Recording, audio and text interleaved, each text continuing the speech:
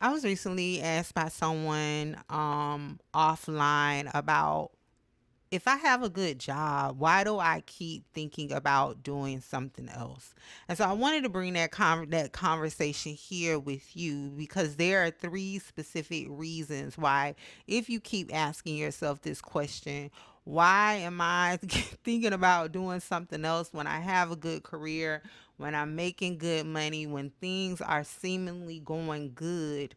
Why can't I stop thinking about doing something else?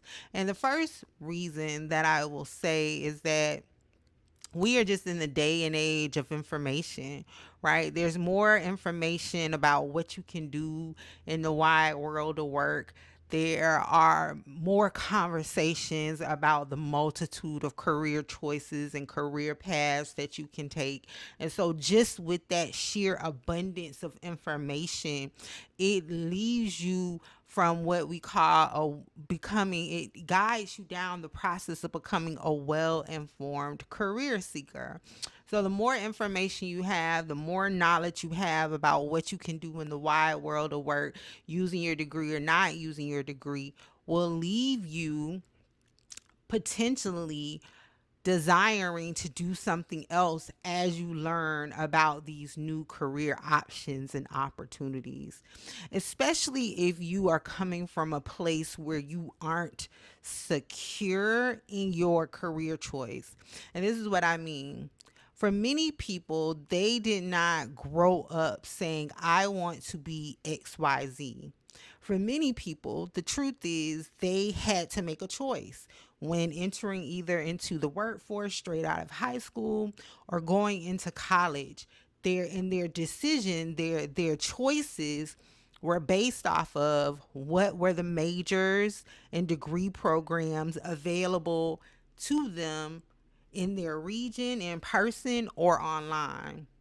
So for many people, they are in a situation where, yes, you are okay with your job. You love it. You love what you do day in and day out. But if you're honest with yourself, it wasn't necessarily your first choice. It was what was readily available to you. Or maybe someone you know, you trusted, you held in high regard, told you that that career field would be a good place for you, even though you may have had your sights set on something else, right? Or this is another scenario, and I know this to be true because I polled it one time on my Instagram page. If you're not connected with me there, connect with me on Instagram at _MSW coach. The truth is, many people were not successful for whatever reason or could not finish their first degree program that they chose coming in as new graduates, right? Either they couldn't pass the classes, they couldn't afford to take the programs, and had to do something else that they could afford.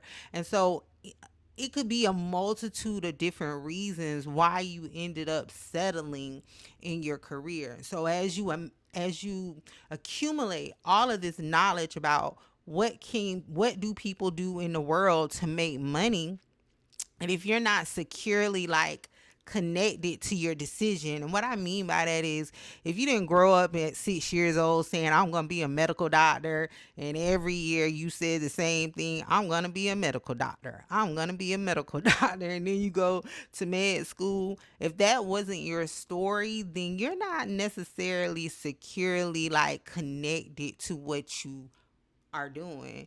Usually, some type of life circumstance or situation landed you where you are. And so, as you begin to learn more about the possibilities and options, it makes you hyper aware like, I have other choices. Wow, this is intriguing. I want to learn more about this. You may be finding yourself looking into different degree programs. You may have already signed up to go back to school. You may have already gotten multiple other degrees because you're like, I want to do this other thing. So I want to say the first is that you're not securely connected to where you are now. And so that could be the underlying reason as to why you are, even though on paper, even though to your family, friends, loved ones, your support system, you have a really good job, why you still think about doing something else in your career. The second reason is because you are at the pivotal point in your career that I talk about all the time. It's called the mid career point, right? So, based on my work over the last 6 years with thousands of degree professionals, and even before becoming online with hundreds of degreed and non-degreed professionals, there's this point in your career I have like found that it's atypical depending on the person and like their like what they're interested in. It typically can be anywhere between like your 5 year mark to 8 to 10 plus year mark in the workforce. This is when the mid career, what I call mid career, like awakening happens. And what I mean by that, 5 to 10 years in the workforce, a lot of people think that that time is calculated based on when you earned your degree or when you earned your credential or when you create completed your trade program.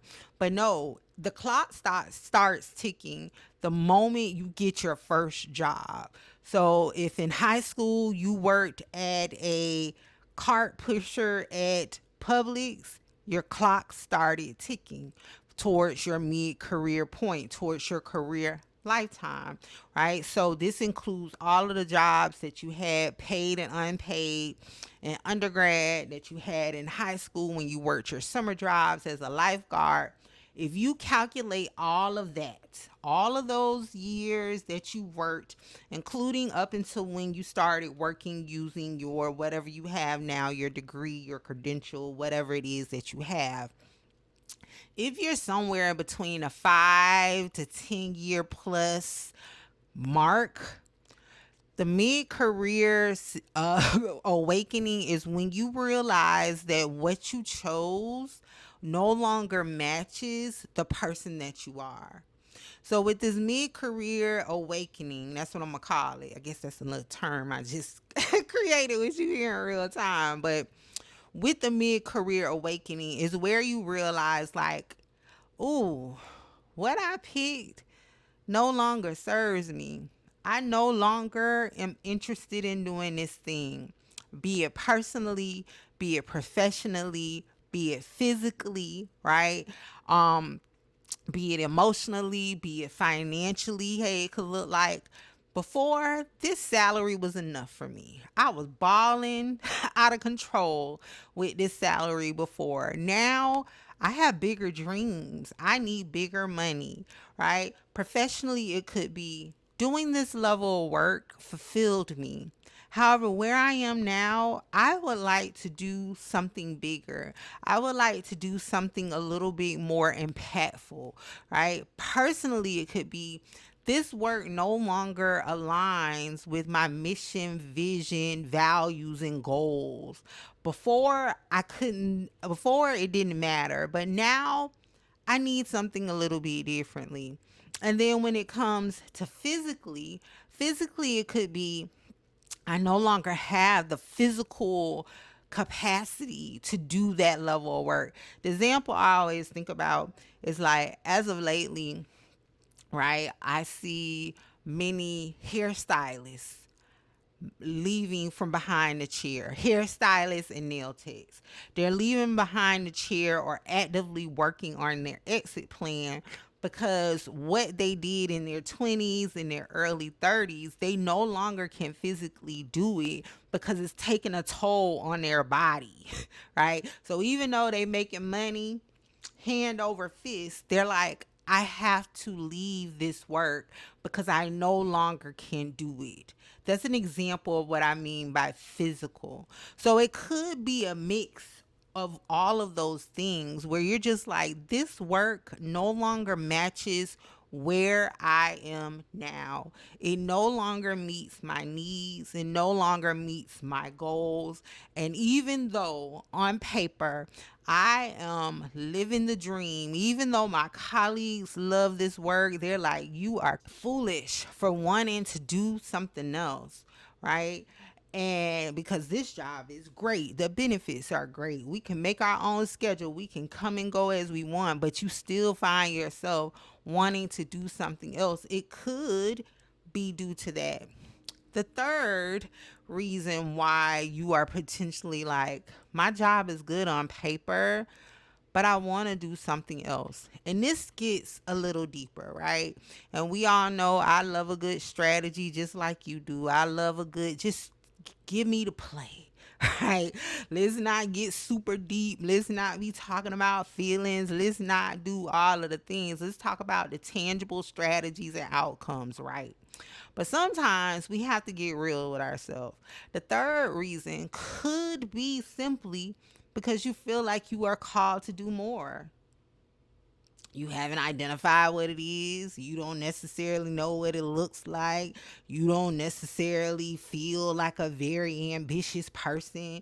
You don't think that, you have these big grand dreams of yourself, but something internally keeps telling you that you are destined to do more.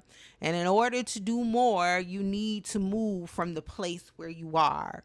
So even though on paper your job looks great, your work life looks great, all of the things, all of the boxes are checked, you still have this constant nagging feeling like, I should be doing something else.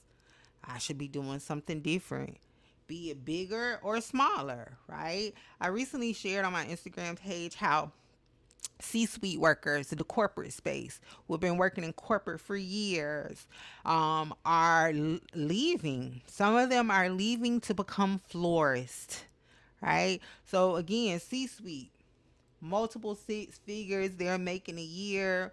They are signing multi-million deals, leading them, managing them, all of the above. Yet they're leaving to become florists. And many of them say it's always something they wanted to do, right? I share that as an example because when you have that feeling, it doesn't necessarily mean that you're going to be on a stage doing speeches and doing all of the things. It could be simply that you have a calling, a purpose, a destiny to do something more aligned with who you are as a person. Because the truth is, or just to be more impactful in the world, right? Because the truth is, many people are learning who they are every single day. And so, with that discovery, every single day, you realize, like, wow, compared to where I am now and 10 years ago, I'm completely different. So, I say all that to say that it's okay to, on paper, have a seemingly good job with great benefits, work life balance, great, all of the things, and still have a desire for wanting to do something else, right? It's okay. The thing that you should be doing is trying to get clear about what is that thing that you should be doing. Because the truth is, the longer you ignore it, the louder it becomes. And if you ignore it long enough, you could end up missing out on what is for you. And that opens up a whole nother conversation around like fear based decisions and how fear really truly can stunt your growth. So I wanted to bring that question here because that was a question that I recently got about like, my job is good. I make good money, but why do I keep blah blah blah blah blah? And so this is a part of career conversations that people are not accustomed to having because again, America, society as a whole, and abroad, I'm sure because I have international clients, oversimplify careers and jobs so much so that they drill it down to you just need a resume and some job titles. No, there is a point in your career where you should be doing a lot of what I call self-reflective work, getting to the meat of it. If we're going to have to work, right, you should be spending a little time thinking about what it is that you want to do rather than picking from a list. So, if you have ever asked yourself that question, like, my job is good, but why am I still thinking about doing something else? Let me know in the comments. Did this conversation help you?